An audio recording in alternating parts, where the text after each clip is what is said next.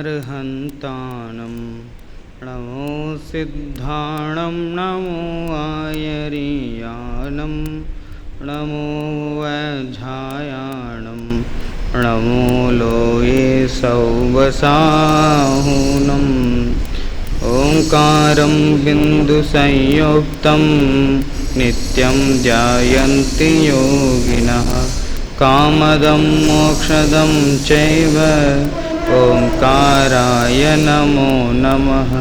मंगलं भगवान् वीरो मंगलं गौतमो गणी मंगलं कुन्दकुन्दार्यो जैनधर्मोऽस्तु मंगलम् सर्वमंगलमांगल्यं सर्वकल्याणकारकं प्रधानं सर्वधर्माणां जैनं जयतु शासनं जैनं जयतु शासनम्।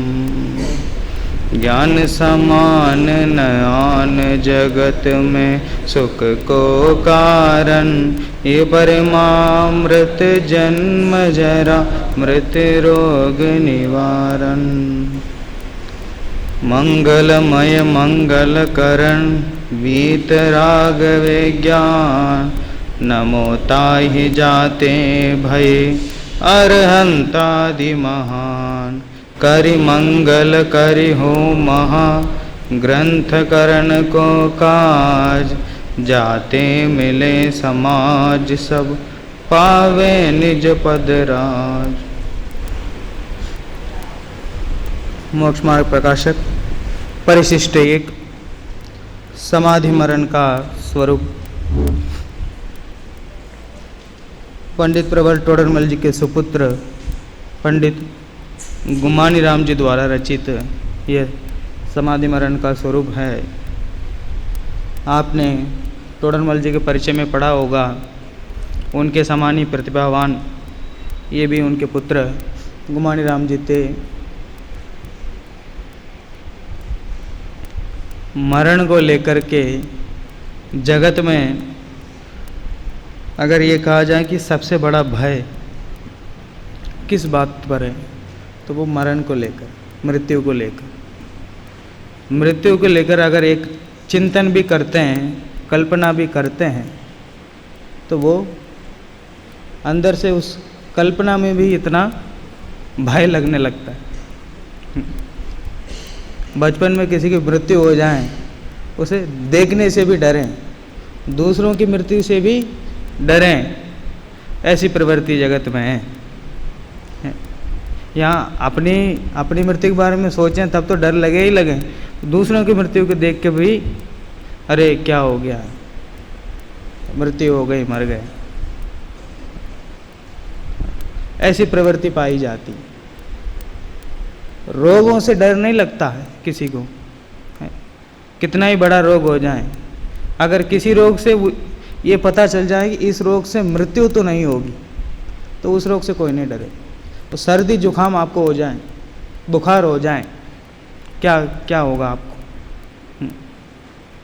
क्या हो, एक दो दवाई लोगे फिर वैसे ठीक हो जाएगा, उतनी परेशानी आपको नहीं होगी, उतना घबरा नहीं जाओगे आप।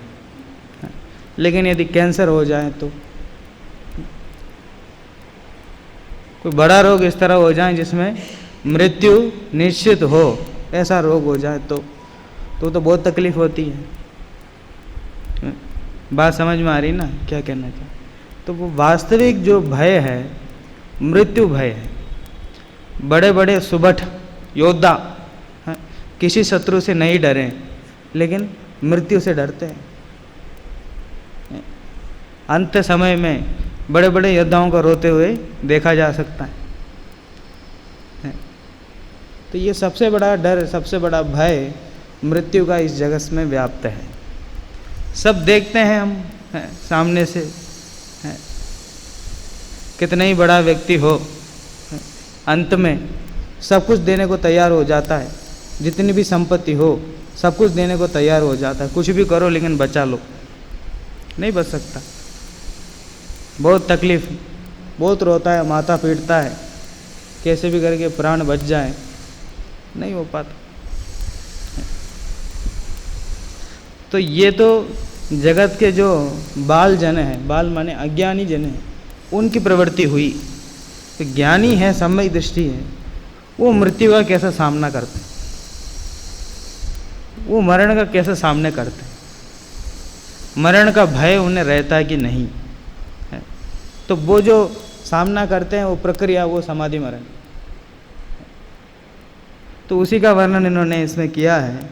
देखिए, हे भव्य, तो सुन, अब समाधि मरण का लक्षण वर्णन किया जाता है। समाधि नाम निह कषाय का है। समाधि किसका नाम है? निह कषाई, कषाय रहित होने का है, कषाय करने का नहीं है। भैया अभी आपको पता चल जाए है, अभी 2 मिनट बाद मृत्यु होना है, तो क्या करोगे? सबसे पहला आप तो क्या करोगे? आपके नाम पर जो संपत्ति है उसे लेने के लिए लोग आ जाएंगे। ये 2 मिनट का समय, फटाफट साइन कर दो। बस आपको कुछ नहीं करना पड़ेगा, आपके बारे में कोई नहीं सोचेगा। आपके साथ जो सामग्री है, संपत्ति है, उसके बारे में सोचने वाले बहुत हो जाएंगे। नरक वेदना से भी अधिक वेदना होगी अगर वो 2 मिनट भी पता पर चल जाए तो। वो देवगति में क्या दुख है अमन, क्या दुख है देवगति में? क्या इतनी बढ़िया व्यवस्था है साहब, सबको विमान है, देवांगनाएं हैं, भोजन करने की जरूरत नहीं है, कंठ से अमृत जर जाता है। बोलो, भूख प्यास नहीं, इतना बढ़िया आभूषण, इतना बढ़िया सब कुछ, किस बात का दुख है? इतना मनोरंजन के समस्त सारे कार्य सब कुछ है, किस बात का दुख है? अंत में भिल के 6 मास कहे हम, 6 महीने में सब निकल जाता है। कितने ही सुखी हो, जैसे मंदार माला मुरझाने लगती है, फिर दुख प्रारंभ हो जाता है। दीपावली की छुट्टी पे घर जाएं, 22 तारीख को वापस बुलाया, 21 तारीख तक तो कुछ पता नहीं चलता साहब, 21 की रात पता नहीं कैसे कटती है। फ़ोन लगा दें, कोई सूचना दे दे, वे बीमार हो गया, बुखार हो गया, कुछ भी हो जाए, यहाँ आ जाओ, यहाँ ठीक करा दूंगा, जयपुर से बड़े हॉस्पिटल कहाँ हैं?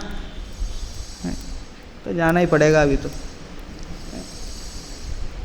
पता चल जाए कल रिजर्वेशन है, भाई साहब टिकट नहीं मिल रहे हैं, नहीं आ जाओ, तुम वेटिंग में आ जाओ।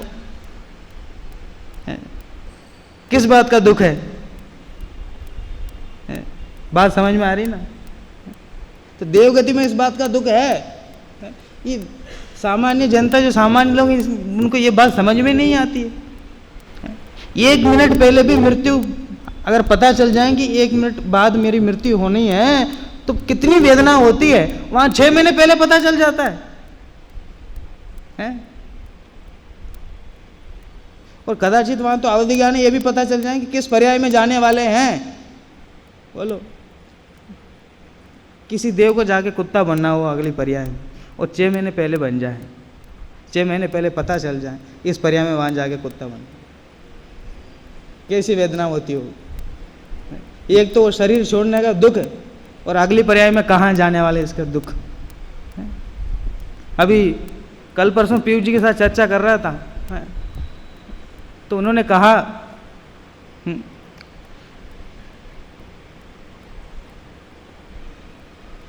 आदिनाथ भगवान की सभा में जो राजा के समय किसने नृत्य किया? हाँ, जैसे उसकी नृत्य उसने प्रस्तुत की, तो देवों को तो पता चल जाता ना कि 6 महीने पहले ही पता चल जाता ना कि उनकी पर्याय पूरी होने वाली है। तो क्या नीलांजनों को पता नहीं था? है वो थोड़ा रिक्वेस्ट करके अभी वहाँ नृत्य करने जाऊंगी तो कुछ समय में पर्याय पूरी होने वाली है, वो ऐसे निवेदन करके जैसे आप प्रवचन से अवकाश ले लेते हैं, सर दर्द कर रहा है, ऐसे ही वो अभी 2 मिनट बाद मेरी मृत्यु होने वाली है तो मैं नाचने नहीं जाऊंगी, ऐसा कह तो सकती थी ना। तो ये व्यवस्था नहीं है देवगति में। आज्ञा पालन जरूरी है। आपके ऊपर के देव जो कहेंगे उसे करना ही पड़ेगा। ये सिस्टम है वहां। इस बात का दुख है। तो ऊपर ऊपर से सबको दिखता है, इतनी सामग्री, इतनी सामग्री, इतने इतना बढ़िया, इतना बढ़िया है। जिस देव ने भेजा उसको, क्या उसको पता नहीं था इसकी मृत्यु वहां हो जाएगी? सबको पता था। मृत्यु हुई भी 1 सेकंड भी नहीं लगा है, दूसरी देवांगना वहां प्रकट हो गई। ये सब व्यवस्था है। आपको कहा जाए ये जो आदमी काम कर रहा है ना, ये अभी 5 मिनट बाद इसकी मृत्यु हो जाएगी, और जैसे ही उसकी मृत्यु हो जाएगी तुम जाके उस काम को संभाल लेना है, कैसा लगेगा बताओ? इस बात का दुख है देवगति में। ऐसी व्यवस्था है वहाँ। तो 6-6 महीने पहले ये पता चल जाए कि मरण होने वाला है तो कितना दुख होता है।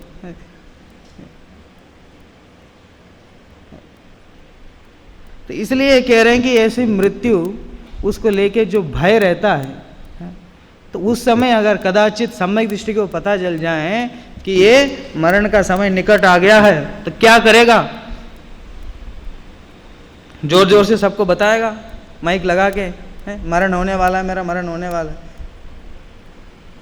बहुत संतुष्ट हो जाएगा कि नहीं, या बहुत दुखी होगा, रोएगा कि नहीं, दोनों ही नहीं। अगर आपको पता चल जाए कि अभी 1 महीने बाद आपकी परीक्षा है, आप अध्ययन नहीं करें और कोई आपको बुला के बता दे भैया 1 महीने बाद तुम्हारी परीक्षा है, तुम पढ़ाई नहीं करोगे, तुम्हारे अंक कैसे आएंगे? अंक नहीं आएंगे तो कैसे पास होगे? पास नहीं होगे तो कैसे तुम्हारी नौकरी लगेगी?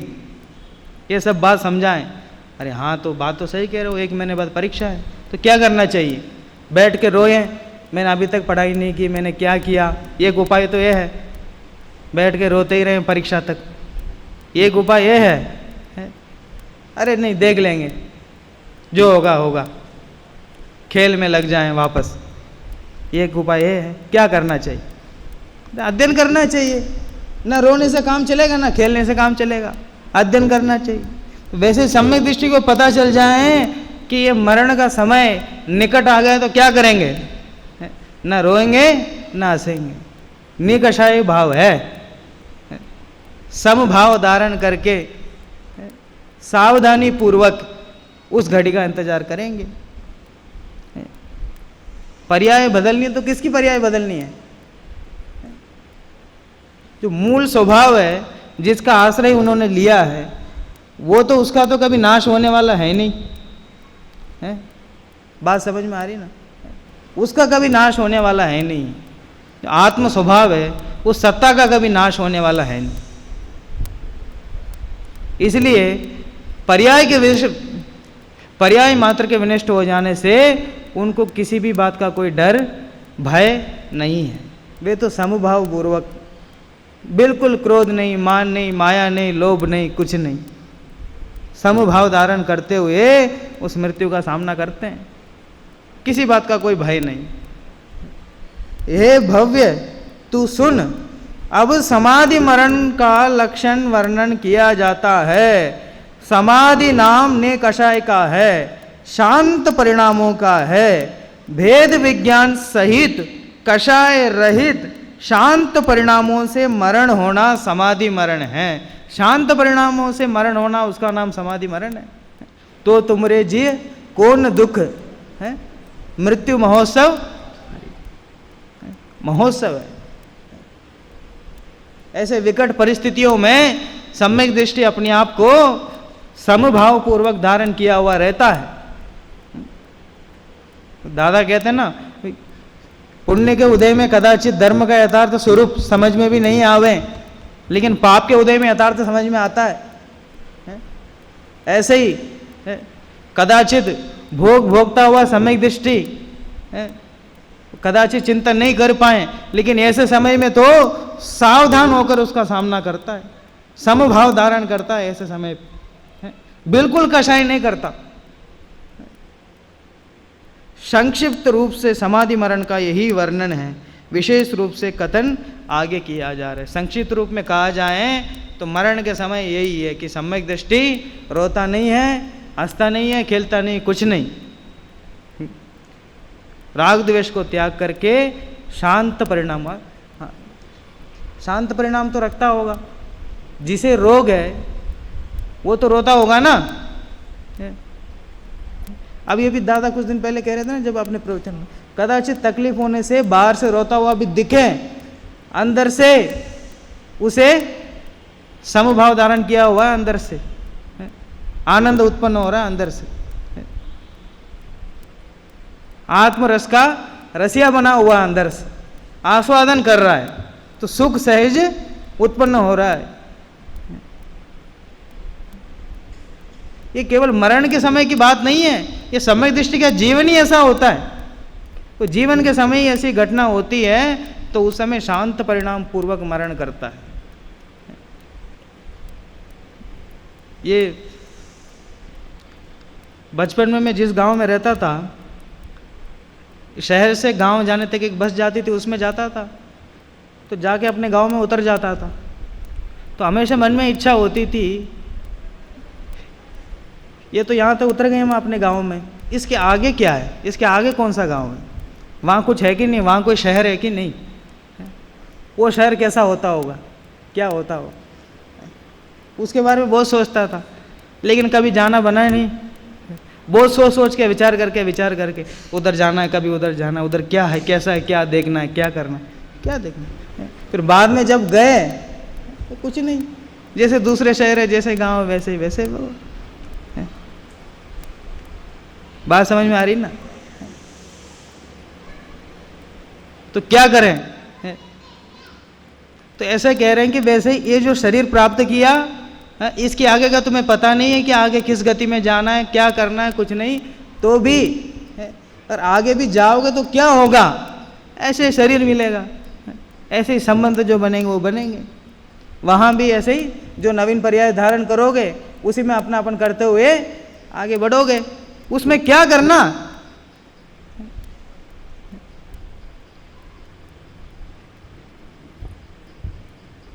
बहुत लोग पूछते हैं, वहाँ जब वापस अपने घर जाता हूँ तो पूछते हैं, इतने दूर जाके पढ़ रहे हो, 2500 किलोमीटर दूर है, कैसा क्या होता है वहाँ पे, क्या करते हैं लोग, कैसे होते हैं, क्या करते हैं, कैसी व्यवस्था होती है। कुछ नहीं है, जैसा यहाँ पे जैसे आजीविका के, जैसे अभी अपनी अपनी आजीविका के लिए लोग काम करते हैं, अध्ययन के लिए स्कूल जाते हैं बच्चे, आजीविका के लिए लोग नौकरी करते हैं, भोजन बना के खाते, ये सिस्टम है सब जगह, रहने के लिए घर, यही सिस्टम है सब जगह। क्या करना, उधर के लोग विशेष सींग थोड़ी निकल गया, इतने दूर है तो कुछ नहीं, ऐसे एक जैसी व्यवस्था सब जगह है। वहां पे कैसे रह लेते हो, वहां पे कैसे रह लेते हो, अरे इतने लोग रह तो रहे वहां, अकेले थोड़ी रहना है। वैसे ही इस पर्याय से उस पर्याय में जाओगे, क्या होगा, कैसा होगा, क्या होगा, अरे इतने सारे देव हैं, इतने सारे नारकी, इतने सारे तिर्यंश है तो सही, अकेले थोड़ी तुम्हें भेज रहे हैं, पहले से है तो सही। आत्म स्वभाव का भान है तो किसी भी गति में चले जाओ, क्या फर्क पड़ने वाला है। ऐसे भाव मन में आवे, नहीं नहीं साहब, ये शरीर जो मिला ये तो अच्छा था, इसमें अच्छे मित्र मिले थे, अच्छे शत्रु मिले थे, शत्रु भी अच्छे मिले थे, नहीं, सम्यक दृष्टि ऐसा विचार नहीं करता है। वह तो अभी तो आयु कर्म का पूरे होने का समय आ गया है, अब निकल कर अगली गति में जाने का समय आ गया है, इसलिए समभाव धारण करता हुआ उस मरण का सामना करता।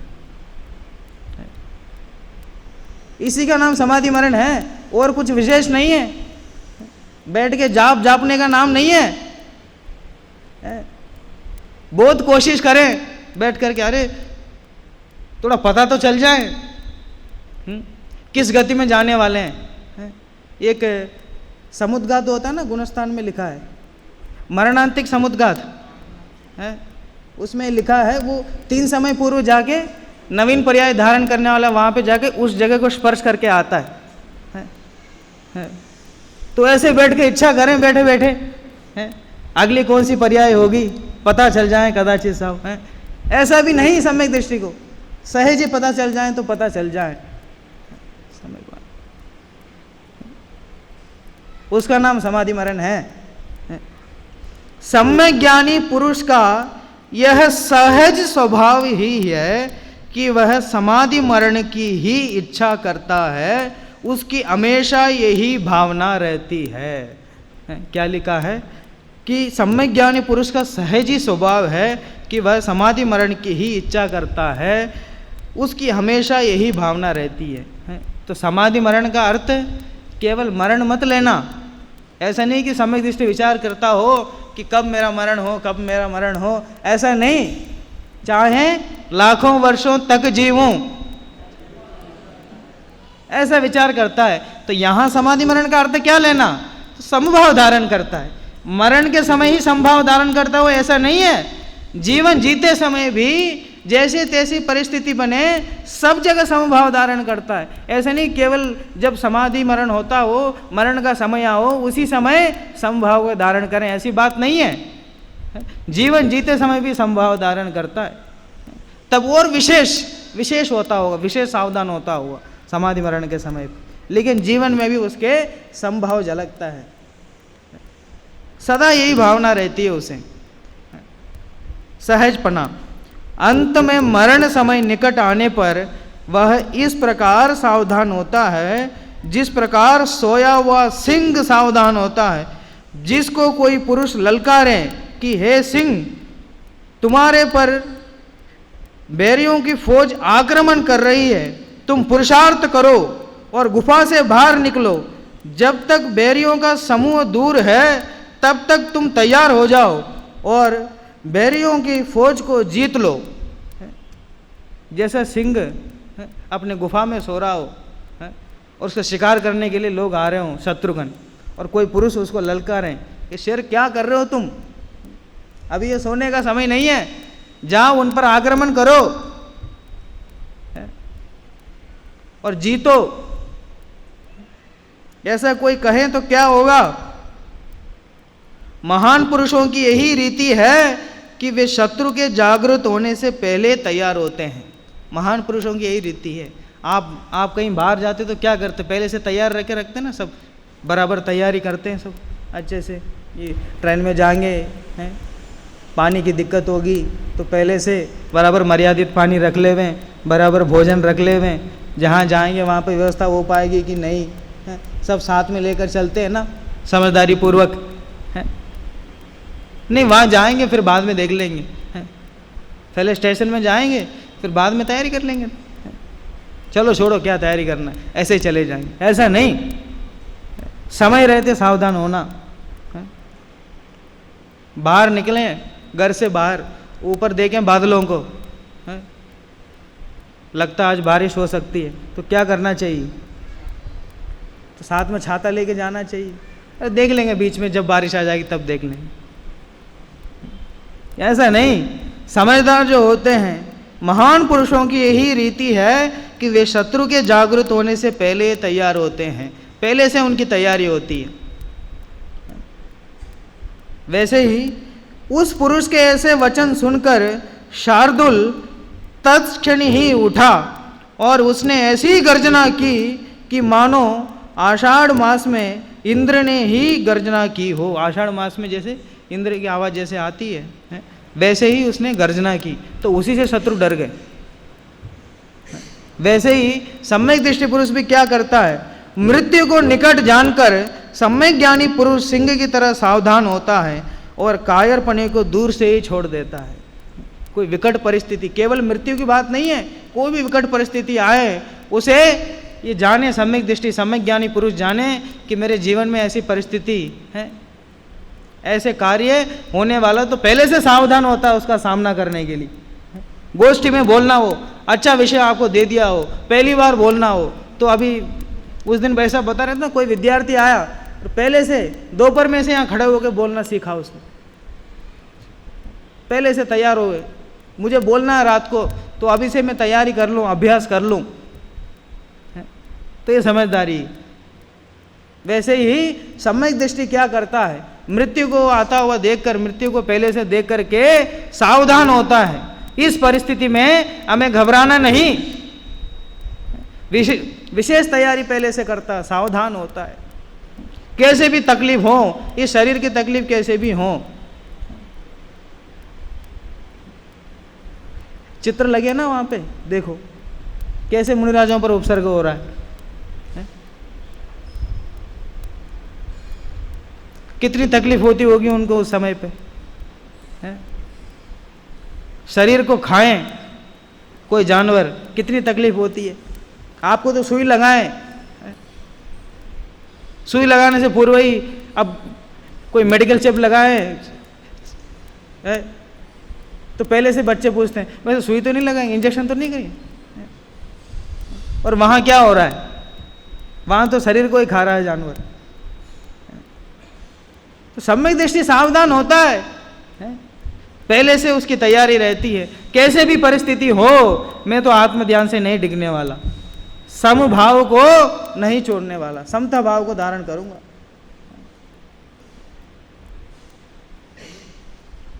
वैसे तो गुस्सा मुझे आता नहीं है, अगर कोई कुछ खरीदे तो फिर मैं अपने आप को नहीं रोक सकता।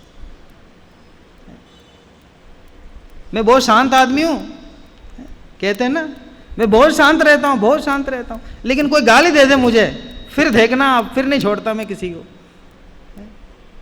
अरे वैसे तो सब शांत ही रहते हैं, गाली देते समय शांत रहे तो कुछ बात है।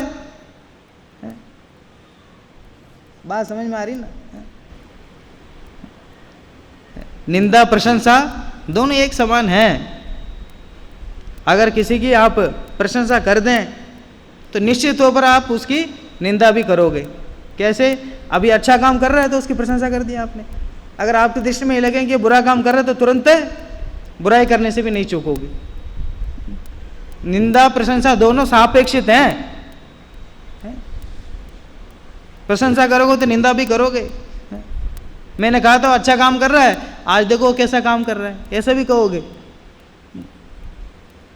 बात समझ में आ रही ना? तो सम्यक दृष्टि निंदा प्रशंसा दोनों से ही बचता है, प्रशंसा से भी कोई मतलब नहीं।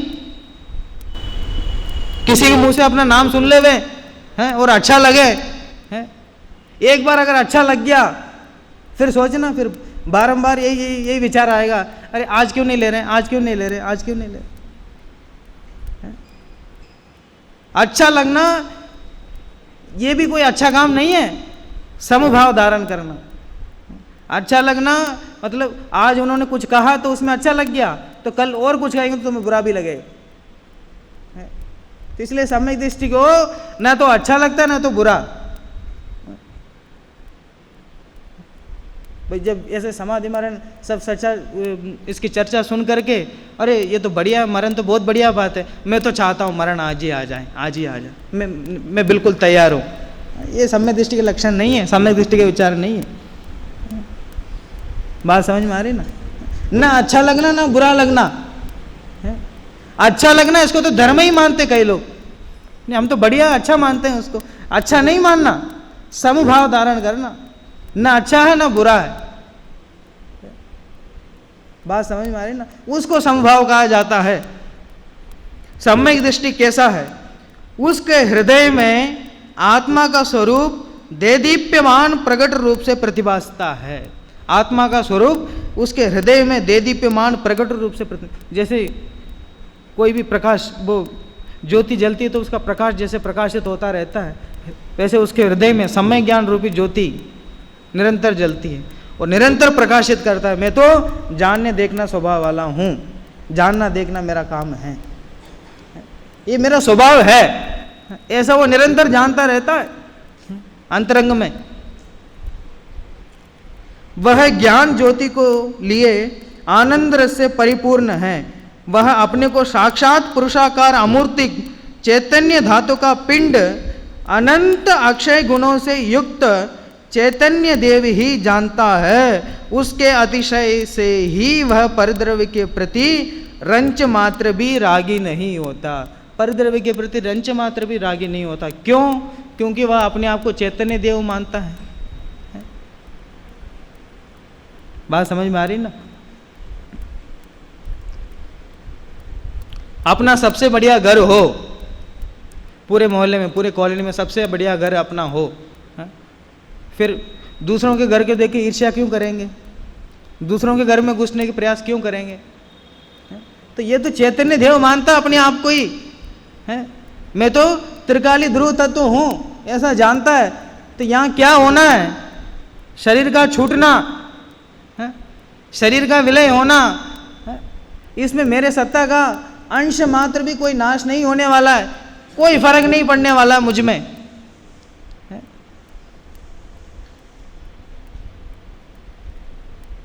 बात समझ में आ रही ना? जब अपने आप को चैतन्य तत्व समझता है तो किस बात का दुख होगा उसे?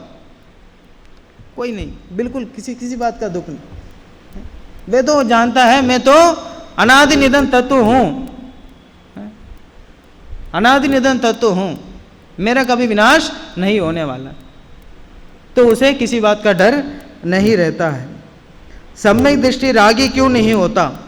वह अपने निज स्वरूप को ज्ञाता, दृष्टा, परद्रव्यों से भिन्न, शाश्वत और अविनाशी जानता है और परद्रव्य को तथा रागादि को क्षणभंगुर, अशाश्वत, अपने स्वभाव से भली भांति भिन्न जानता है। इसलिए सम्यक ज्ञानी कैसे डरे? समस्त परद्रव्यों को क्या जानता है? ये क्षणिक हैं, ये मेरे साथ रहने वाले नहीं हैं, तो उनसे अपनापन क्यों करेगा? वो जो आत्म स्वभाव उसका भान हो गया ये सदा रहने वाले हैं, तो उसमें ही अपनापन करेगा। नास्ति नास्ति मम कश्चन मोहा, दो बार कहा उन्हें, नास्ति नास्ति मम कश्चन मोह। ये जो मोह परिणाम ये मेरे नहीं है। क्यों नहीं है? अभी आपके आत्मा में तो उत्पन्न हुआ है, राग आप ही ने तो किया है और कह रहे हो कि आपके नहीं है। कह रहे भले ही उत्पन्न हुआ होगा है, लेकिन एक क्षणिक है, अभी एक पर्याय में नाश होने वाले हैं इनका, तो इसलिए मेरे नहीं है। मैं तो त्रिकाली तत्व हूँ, त्रिकाली ध्रुव तत्व हूँ। वो त्रिकाली ध्रुव तत्व का आश्रय जो ले में, तो उन्हें किस बात का डर? बात समझ में आ रही ना? वो क्या बोलते हैं,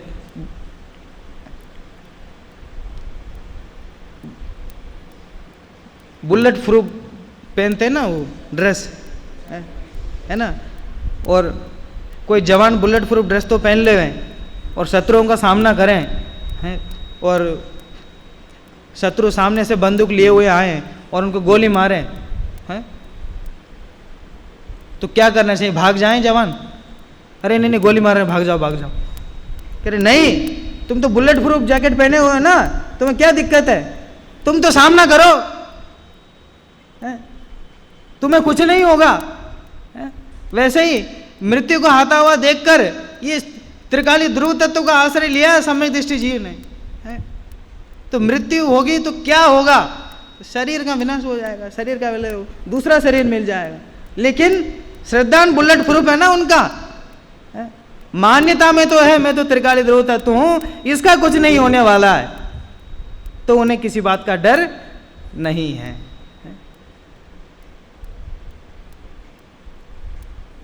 सांप के जहर उतारने वाले मंत्र को जो जानता हो है, तो वो सर्प के काटने से क्यों डरेगा? वैसे ये संसार जहर जिसमें चढ़ ही नहीं पाए, ऐसे आत्म तत्व का भान जिसे हो गया हो, वो संसार के जो डर हैं, संसार के जहर हैं, क्षणिक पर्याय, इनसे क्यों डरेगा?